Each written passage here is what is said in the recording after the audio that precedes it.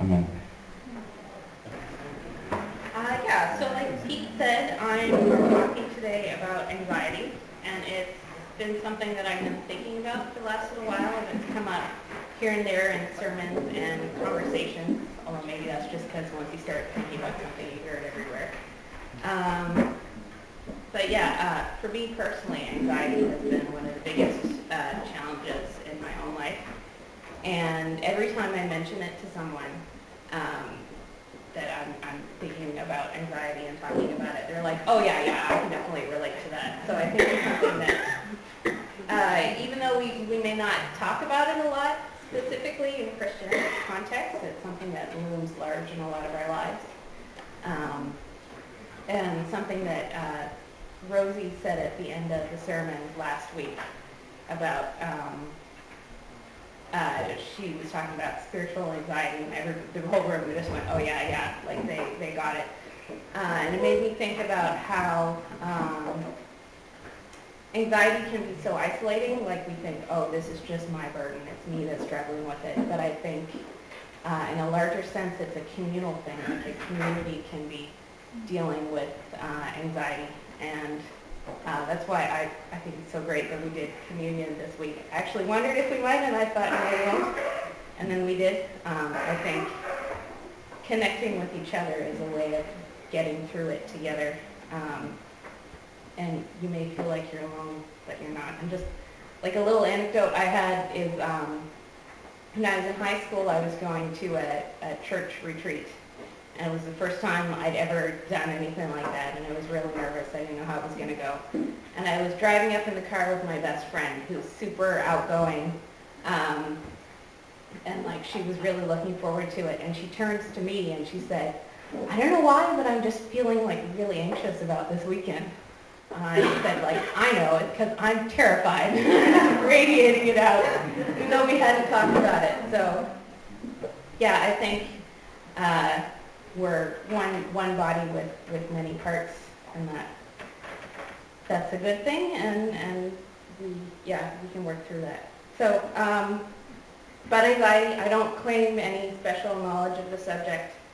Like I said, it's something that I continue to struggle with personally, but I thought I'd just assemble and share some thoughts on the subject. As a scientist, my first inclination is to try to conquer fear by dissecting it, and like, okay, how does it happen? Why does it happen? You know, when are we overcome by anxiety? But as David Hayward shared last week with his journey through spiritual anxiety, the way he found peace was through embracing uncertainty, just saying he didn't know. So your mileage may vary. You can throw it all I want if you like. All I say if you want. Yeah, so just talking about anxiety and fear, what I mean is a persistent worry and unease about what the future brings, about your situation in life. And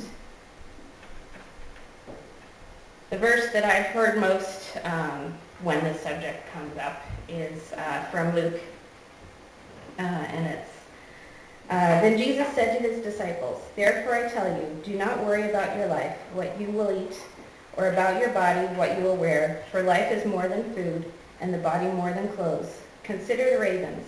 They do not sow or reap. They have no storeroom or barn, yet God feeds them. And how much more valuable you are than the birds. Who of you by worrying can add a single hour to your life? Since you cannot do this very little thing, why do you worry about the rest? And this can be a very profound thought. And we can know as Christians that we can be confident in God's providence for our lives. And his providence being that even though we're not guaranteed to have everything we want or even everything we need, we know that he's taken a particular and personal interest in our lives and cares about us.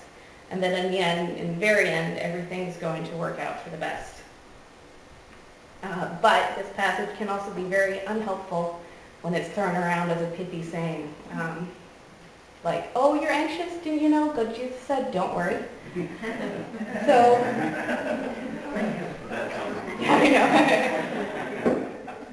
You can like dissect it rationally, but sometimes we have fears that are just in us and they seem irrational. They're not something we can just solve like that. And so what do we do with fears that seem irrational, like they come out of nowhere and we know they're not true, but we can't help feeling them? For me, my biggest challenge is social anxiety. Like I know there's absolutely nothing to be afraid of when I pick up the phone to call someone, but that doesn't stop the little voice in my head going, don't do it, you're going to die, when I'm trying to schedule an oil change with my mechanic. Really not. But yeah, you can't help your emotions sometimes.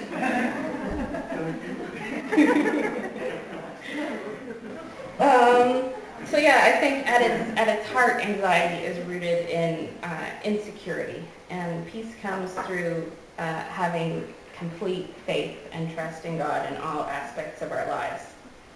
And it's those little or those big things that we feel we can't give up, and we don't want to entrust to God that end up giving us the most pain. It's our desire to try to control things that aren't really ours, that we can't control. And by doing that, we're bringing fear into our lives. And something that helped me realize one of the biggest sources of anxiety in my own life was when I was doing a small group study on the book Counterfeit Gods by Tim Keller. And that's it's a book where he talks about ways that Christians set things in between them and God, that they're things that they put above him in their own life, saying, no, you can't have this, this is mine. And for me, there was this one student in my department in grad school that I always felt really nervous and uncomfortable around her. And part of going through that process in the book made me realize how much of my self-worth I was basing in my accomplishments and in, being a marine biologist who was a scientist and, decent at my job.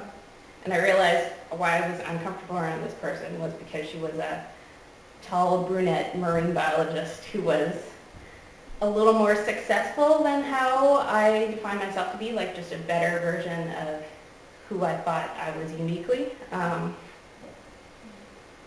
And even though, I know that's not true, my self-worth isn't in the things that I accomplish, it's in being a loved child of God. So that realization has stuck with me, and but I still, it's that, you can know it in your head, but it takes a while to percolate through to your heart. So that's stuck with me, and I know that my work, while I love it, is still a source of anxiety for me, because on some level I still haven't given it all up to God yet. And so there's this thing called imposter syndrome, which is the feeling that everyone else around you knows what they're doing. They all have it together, like they're on the ball, and you're just trying to fit in, like you're not quite on their level. And it's something that's really common, especially among female scientists. But it's funny because, on the other hand, pride can be a source of the same feelings of inadequacy and anxiety. In that, if you're one of the people who grew up being told you can do anything, then at some level, if you think you're exceptional and not average, then you compare yourself to all these exceptional people and you think, well, I'm more awesome than average, so why haven't I accomplished all these things? So it's two completely contradictory things, but people can feel them both at the same time. So is anxiety, like this uneasy emotion and worry, something that we should be attempting to get rid of from our lives completely? Is it really just a symptom of not trusting God and of needing to grow out of it emotionally. My dad likes to say people are afraid of change. My parents trained as cross-cultural missionaries, and then they moved to South Africa from the end of apartheid up until the free elections. And it was a time of huge cultural and political change, and people were very worried about the future. They were panicking, they weren't planning more than 2 years ahead, they were leaving the country.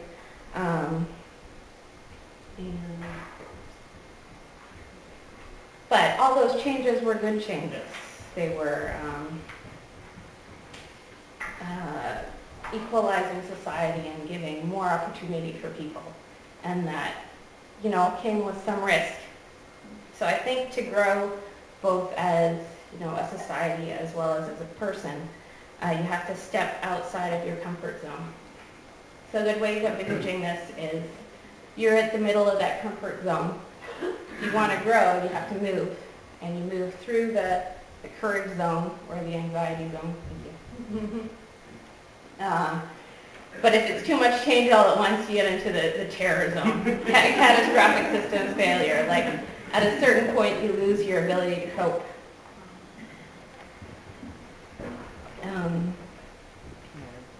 But if you never push into areas that make you uncomfortable, if you just stay right there in the middle of your comfort zone, then you're gonna stagnate. You're not gonna grow. You become more inwardly focused, and you're gonna miss out on all the great opportunities around you. So I think I came across in my readings, you can think of it as there being two different kinds of unhealthy responses to fear. One is aggression, which is the inclination to attack, to go on the attack and to blame others for your fear, to turn it outward. And the other is passivity, which is where you turn it inward and you procrastinate and retreat from what's causing the anxiety. And neither of those are helpful, and neither of them really deal with the root cause of it. My personal inclination, like my personality, is to just withdraw from what's making me anxious and never act on it. And it just puts off the inevitable, so it snowballs and gets worse. Really gotta face through it and push through it. And what I've also seen in friends who react with the more aggressive side is when they react to fear and anxiety, they direct it outwards, and you either blame somebody else outside yourself for how you're feeling, or you get wrapped up in defining yourself in relation to others to sort of prop yourself up in comparison and make yourself feel better. I think we do all of these at different times. And just like the Pharisee in Luke who said, the Pharisee stood by himself and prayed, "God, I thank you that I am not like other people, robbers, evildoers, adulterers, even like this tax collector." So I think if he was truly secure in his place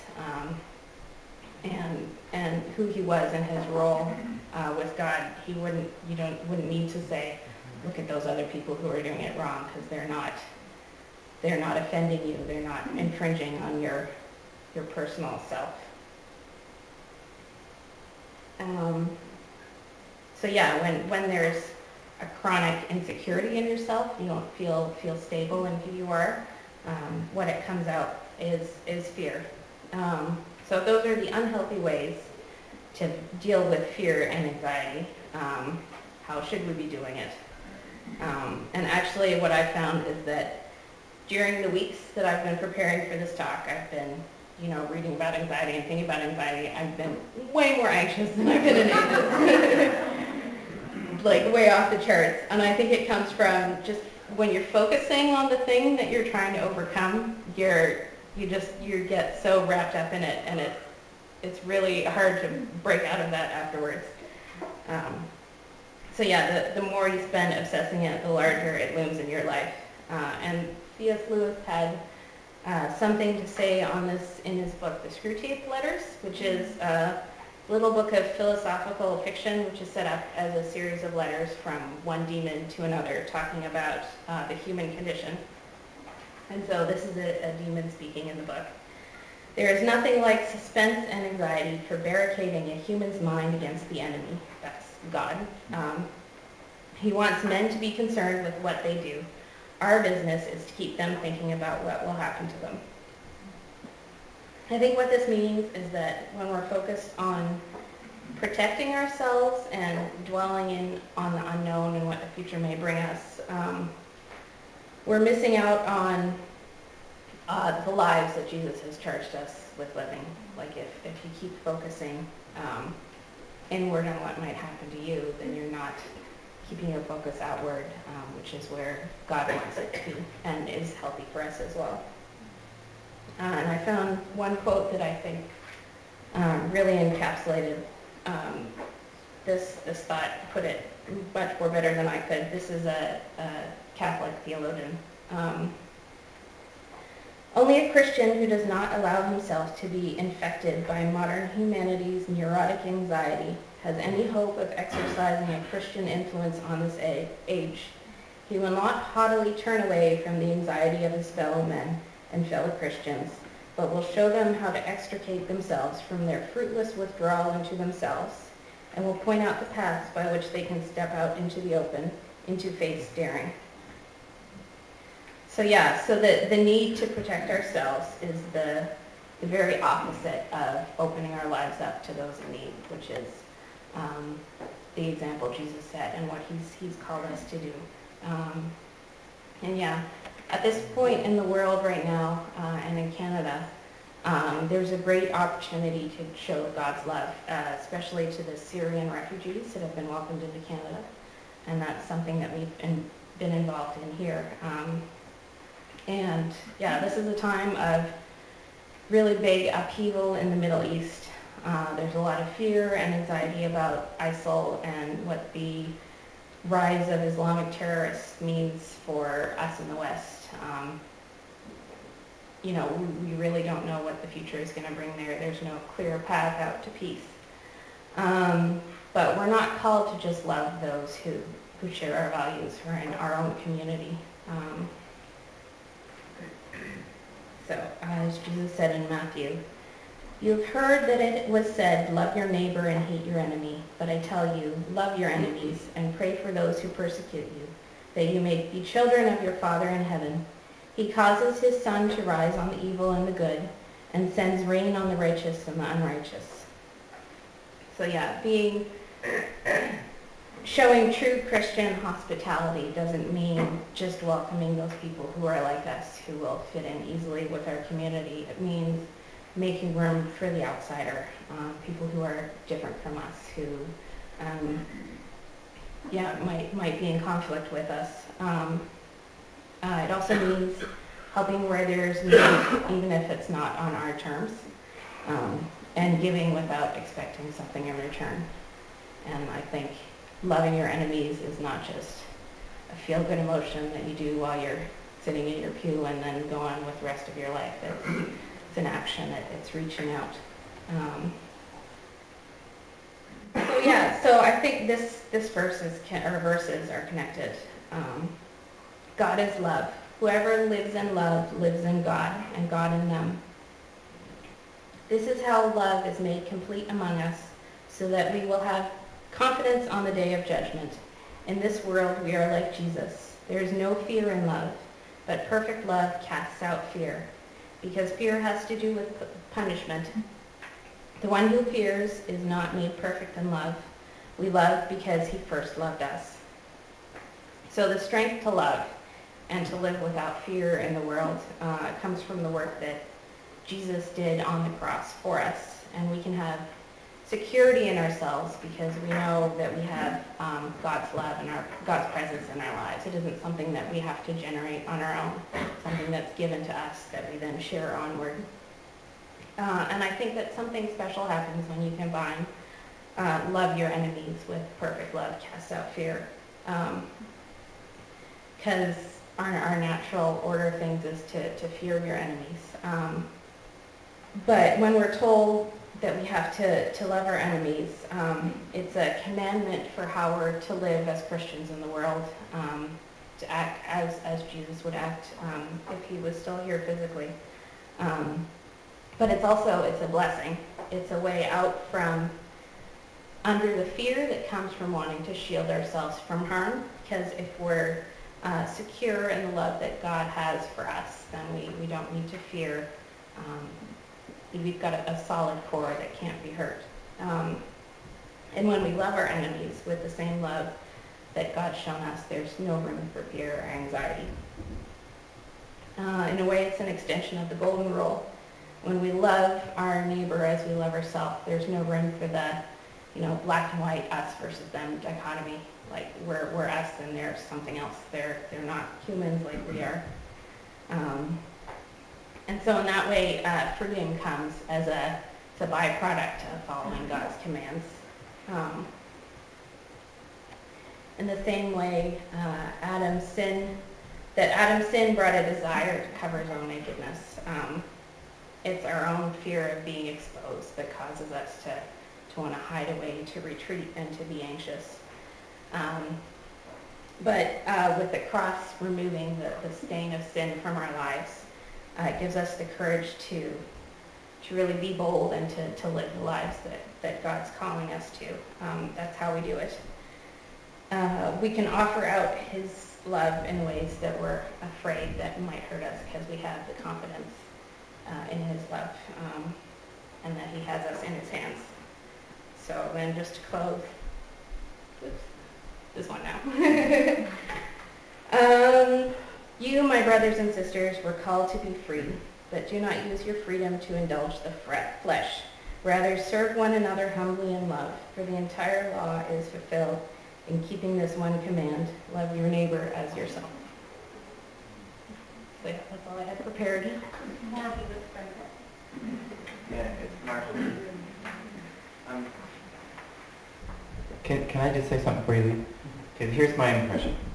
I love when you said focusing on anxiety made me more anxious than anything. Because I very much relate to this sometimes. If I focus on stuff I'm struggling with, it does get worse. But I love how the freedom you had to share that. And as you shared that, it seemed like your voice became stronger. And it was just like, I was thinking, this is the beauty of confession. Let's say a prayer for all of us, eh? Yeah. So, Father, thank you for Rebecca, and thanks for this gift developing. Thanks for the way she sees things and the way she challenges others to see them. And I'd like to pray that you help her with her anxieties just as you helped me with mine. And you help all of us. And we want to avoid aggression and we want to avoid passivity. Somehow, we want to avoid crazy recklessness and we want to avoid doing nothing. But I love the fact that we walk forward into the things that are tough for us. We walk forward step by step until we overcome them with your grace. And this goodness and love that you give allows us even the personal strength to overcome stuff that's difficult for us. This is my rejoicing in you day, Lord. I just rejoice in you, that you give us the courage to go out beyond our comfort zone. Maybe not all the way to our terror zone. I love that diagram. But we can't stay in the comfort zone or we will stagnate. So thank you so much. Take us, each one of us, out of our comfort zones in appropriate measure, step by step, till we actually just walk very easily into whatever it was that was tough for us, and then be ready for the next trial. Thank you. Amen.